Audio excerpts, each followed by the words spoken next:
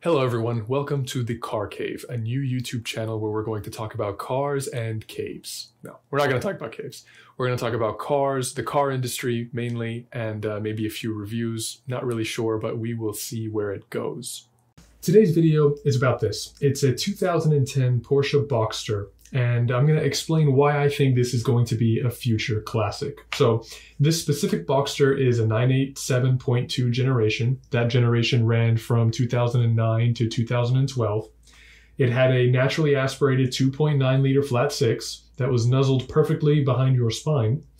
It produced 255 brake horsepower, 214 pound-feet of torque, and would take you from 0 to 60 in about 5.9 seconds. Now that's all well and good, but honestly that performance is not overwhelming by modern standards. Your typical sedan will have 255 horsepower nowadays. So in my opinion, what makes the Boxster really special is its simplicity. And to understand that, I'm going to talk a little bit about other cars that you can buy today. The modern car has electric seats. It has electric power steering, which means you don't get much feedback as you're driving along. It has an iPad where you used to have buttons, and now you might have buttons, but they're all on the steering wheel. You have more buttons on your steering wheel than you have fingers to push them with. And if you don't have buttons, now modern cars have haptic feedback, which is just magnets for fingerprints and things to break in the future. So you get more and more detached from the driving experience in modern cars. And that's something that you really start to appreciate when you drive the Boxster. Now, as modern cars continue to get more technologically advanced, as they will with the electric revolution and everybody kind of going in that direction, you're going to struggle to find a car that gives you a good, proper driving experience. Now, there are very expensive cars on the market that you could buy that are really track focused, your Ariel Atoms, your Caterhams, your BAC Monos, and those are great, but as I said, they're very expensive and they're not really cars. They're really just track day toys, which makes them very impractical for most people. Unless you have buckets of money to just spend on something that you're going to rip around on the track, it's not really something that most people can do. So where the Boxster does lack those technological amenities of a modern car, it gives you less stuff, but it does give you more feeling. For starters, you get a 6-speed manual transmission that you can only drive if you have 3 legs. There's a stereo that plays music from these things called CDs.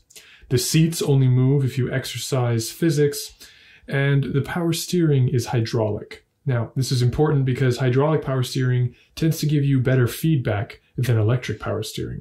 There are no active transmission mounts, there are no active motor mounts like you would find in the 981 generation of the Porsche Boxster or Cayman. That was from 2013 to 2016.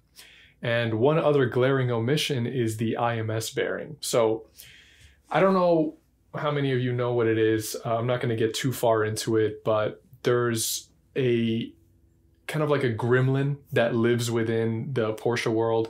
It's called the Ims Bearing. So IMS stands for Intermediate Shaft Bearing. For the 986 and 987.1 generation of the Boxster, as well as the 996 and 997.1 generation of the 911, there was this design for the IMS bearing that would often fail. Not often, but it failed often enough that it became a known issue. Now, the problem is that when this intermediate shaft bearing would fail, it had the tendency to take your engine with it. So that could be a very costly repair, and that was something that I considered to be a huge bonus of buying the 987.2 because it doesn't have that issue. So you don't have to worry about your engine spontaneously combusting just because of the failure of a single bearing.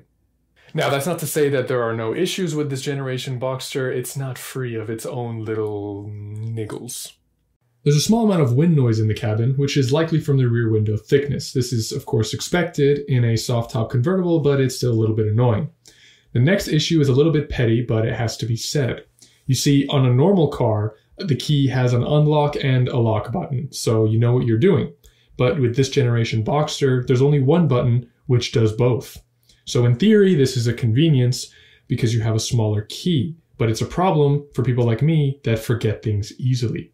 There's no way to know if you're locking your car or if you already have, and this can be a problem for people like me who forget things easily. But these issues pale in the face of the driving feel of this car. You genuinely do feel connected, part of the road, and as cliche as it sounds, part of the car itself. The absence of turbos means your power is more immediate, linear, and much easier to predict. The lack of technology makes it simple, and in many ways, for me at least, makes it a much more enjoyable driver's car. Thank you so much for watching, guys. As I said, this is my first video, so any feedback would be greatly appreciated. Let me know what you like, what you didn't like in the comment section below. There's the bell icon I'm supposed to tell you about if you want notifications when I post another video. And of course, if you could subscribe to show your support, that would be very much appreciated. So that's the end of the Car Cave episode 1. Thank you so much for your time, and do take care.